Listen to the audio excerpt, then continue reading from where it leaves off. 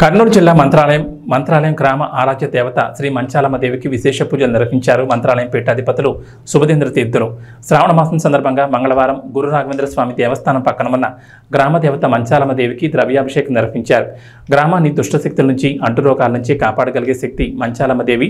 మంత్రాలయ గ్రామాన్ని ప్రజలను ఎలాంటి అనారోగ్యాలకు గురికాకుండా పంట పొలాలు కలకళ్లాడుతూ ప్రజలు సుఖశాంతులతో జీవించాలని శ్రీమఠం పీఠాధిపతులు మంచాలమ్మకు ద్రవ్యాభిషేకం నిర్వహించారు. ఈ కార్యక్రమంలో మఠం అర్చకులు, భక్తులు అధిక సంఖ్యలో పాల్గొన్నారు.